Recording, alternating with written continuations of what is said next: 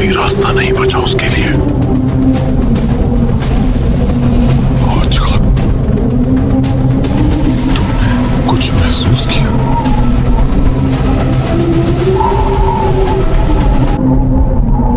एक रात जब मक्का सो नहीं रहा था बल्कि पहरा दे रहा था, गलियों में सन्नाटा था मगर दिलों में साजिश।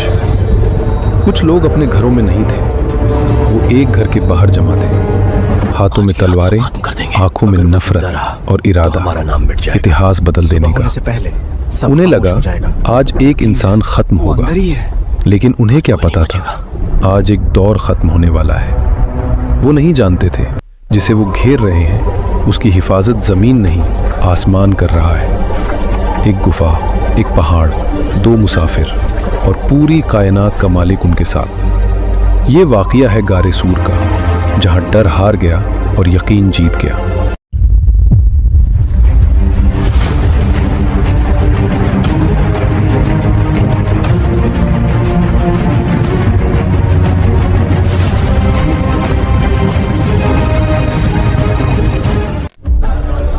मक्का, रेगिस्तान की गोद में बसा हुआ शहर। काबा के साये में सदियों पुरानी रिवायतें थीं, बुत, घमंड और सरदारी। काबा में 360 बुत रखे थे, हर कबीले का अपना खुदा। तिजारत भी उन्हीं के नाम पर, सियासत भी उन्हीं के सहारे। और फिर एक आवाज उठी, अल्लाह एक है। कहो अल्लाह एक है। वही आसमानों ये आवाज तलवार लेकर नहीं आई थी, न मैं तुमसे न तख्त मांग रही थी, न माल, बस लोगों को उनके असली रब की तरफ बुला रही थी। लेकिन यही आवाज कुरैश के दिलों में खंजर बन होगा गई। जो हम चाहेंगे। हम काबा के सरदार हैं, हमारी इजाजत के बिना कोई सांस भी नहीं ले सकता। ये बुत हमारे माबूद हैं, इन्हीं की वजह से हमारी दौलत है, हमारी इज्जत है। जो हमारी रिवायतों को बदलेगा वो मक्का में जिंदा नहीं धीरे धीरे लोग इस्लाम कबूल करने लगे। गुलाम, कमजोर और वो लोग जिन्हें समाज ने दबा रखा था, हजरत बिलाल, हजरत खब्बाब, हजरत सुमैया, इन लोगों के दिलों में इस दीन ने इज्जत भर दी। कुरैश के सरदार ये सब देख रहे थे, उनकी सरदारी कांपने लगी। उन्होंने कहा, अगर ये दीन फैल गया तो हमारे बुत गिर जाएंगे, हमारी तिजारत खत्म हो जाएगी। लोग बराबर हो गए तो हमारी बादशाही कौन मानेगा? मसला मोहम्मद सल्लल्लाहु अलैहि वसल्लम की शख्सियत का नहीं था, मसला उस पैगाम का था जो ताकत के तख्त हिला रहा था। फिर जुल्म शुरू हुआ। किसी को धूप में लिटाया गया, किसी को कोड़ों से मारा गया, किसी को भूखा रखा गया। हजरत सुमैया को शहीद कर दिया गया। हजरत बिलाल तपती रेत पर लिटाए गए। लेकिन अजीब बात थी, जितना जुल्म बढ़ा उतना ईमान मजबूत होता गया। जब ये भी काम ना आया तो कुरैश ने 3 साल का बॉयकॉट किया। न कोई सामान बेच सकता था, न खरीद सकता था, न शादी ब्याह, न रिश्तेदारी। शिबे अबी तालिब में बच्चे भूख से रोते थे। लेकिन रसूल सल्लल्लाहु अलैहि वसल्लम का सब्र नहीं टूटा। जब न मजाक काम आया, न जुल्म, न बॉयकॉट, तो मक्का के सरदार एक जगह जमा हुए। उनकी पंचायत जहां बड़े बड़े फैसले होते थे, उसी जगह उन्होंने एक खतरनाक साजिश रची। फैसला हुआ, हर कबीले का एक जवान तलवार लेकर आएगा और एक साथ हमला करेगा, ताकि खून का बदला किसी एक से न लिया जा सके। यानी नौजुबिल्लाह, रसूल सल्लल्लाहु अलैहि वसल्लम को कत्ल करने की साजिश। उन्हें लगा आज सब खत्म कर देंगे।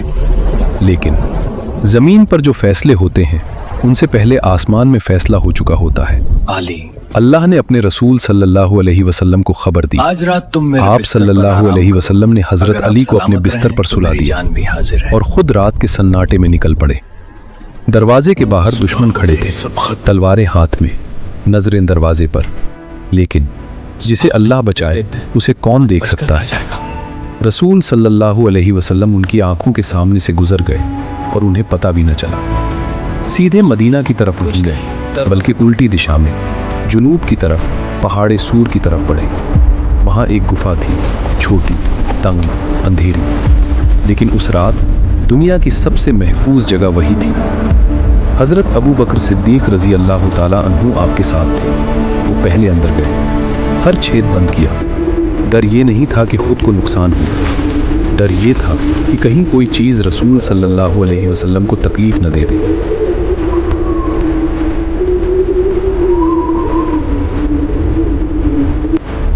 پھر نبی صلی اللہ علیہ وسلم نے اپنا سر حضرت ابو بکر کی گود میں رکھ کر آرام فرمایا۔ کچھ روایتوں میں آتا ہے کہ غار کے ایک سوراخ کو بند کرنے کے لیے حضرت ابو بکر نے اپنا پیر رکھ دیا اور اسی سوراخ میں سے کسی زہریلے جانور، اکثر سانپ کا ذکر کیا جاتا ہے، نے انہیں ڈس لیا۔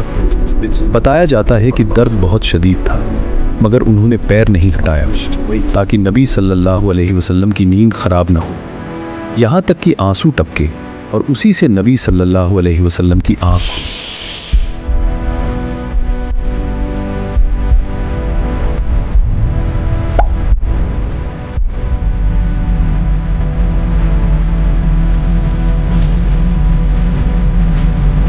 جب آپ کی آنکھ کھلی تو آپ نے محسوس کیا کہ حضرت ابو بکر کی گود بھیگ چکی ہے۔ آپ صلی اللہ علیہ وسلم نے پوچھا، ابو بکر کیا ہوا؟ انہوں نے عرض کیا، یا رسول اللہ، مجھے کچھ نہیں ہوا، بس ایک جانور نے ڈس لیا ہے۔ کہا جاتا ہے کہ آپ صلی اللہ علیہ وسلم نے اپنا مبارک لعاب اس جگہ لگایا اور اللہ کے حکم سے درد جاتا رہا۔ اسی دوران باہر قریش غار کے منہ تک پہنچ چکے تھے۔ ان کے قدموں کی آہٹ اندر تک آ رہی تھی، تلواریں پھسپھساہٹ گئے ہو سکتے اور موت قدموں کے بس نشان کچھ یہیں قدم تک آئے دور تھے۔ تھی۔ حضرت ابو بکر پریشان ہوئے، اپنے لیے نہیں، نبی صلی اللہ علیہ وسلم کے لیے۔ انہوں نے کہا، یا رسول اللہ، اگر ان میں سے کوئی نیچے دیکھ لے تو ہمیں دیکھ لے گا۔ لا تحزن۔ تب نبی صلی اللہ علیہ وسلم نے پورا یقین اور اطمینان کے ساتھ فرمایا، غم نہ کرو، اللہ ہمارے ساتھ ہے۔ یہ الفاظ صرف تسلی نہیں تھے، یہ اعلان تھا کہ مدد آسمان سے ہے۔ اور پھر اللہ نے ایسی حفاظت کی کہ دشمن غار کے منہ تک آ کر بھی لوٹ گئے۔ کچھ روایتوں میں آتا ہے کہ غار کے مہانے پر ایک مکری نے تیزی سے جال بننا شروع کیا، باریک دھاگے چاندنی میں چمکتے ہوئے، اور اسی دروازے پر 2 کبوتر آ کر بیٹھ گئے۔ ان میں سے ایک نے وہی انڈے دے دیے۔ کچھ ہی لمحوں میں گفا کا منہ ایسا لگنے لگا جیسے مہینوں سے کسی نے اسے چھوا تک نہ ہو۔ باہر ایک قریشی نے مشال اٹھا کر اندر جھانکنے کی کوشش کی۔ اس کی نظر جال پر پڑی، وہ ٹھٹک گیا۔ اس نے پیچھے مڑ کر کہا، اگر یہ اندر گئے ہوتے تو یہ جال سلامت کیسے رہتا؟ دوسرے نے کبوتروں کی طرف دیکھا، اور یہ انڈے، یہاں کوئی آیا ہی نہیں۔ بس اتنا کافی تھا۔ قدم لوٹ گئے، تلواریں مڑ گئی، سازش واپس چلی گئی۔ قرآن اس لمحے کو یوں بیان کرتا ہے، جب وہ دونوں غار میں تھے، جب اس نے اپنے ساتھی سے کہا، غم نہ کرو، اللہ ہمارے ساتھ ہے، تو اللہ نے اس پر اپنی تسلی اتاری۔ اور اسی غار میں جہاں 2 انسان تھے، تیسری اللہ کی مدد تھی۔ دشمن لوٹ گئے۔ 3 دن بعد جب تلاشی ٹھنڈی پڑی، دونوں گفا سے نکلے، اور پھر شروع ہوا وہ سفر جس نے تاریخ بدل دی۔ مکہ سے مدینہ، مظلومیت سے نظام تک، کمزوری سے طاقت تک۔ قریش نے سوچا تھا وہ ایک انسان کو ختم کر دیں گے، لیکن اللہ نے دکھا دیا، جسے وہ بچانا چاہے اسے پوری دنیا مل کر بھی نقصان نہیں پہنچا سکتی۔ غار چھوٹی تھی لیکن ساتھ اللہ کا تھا، تلواریں باہر تھیں لیکن فتح اندر لکھی جا چکی تھی۔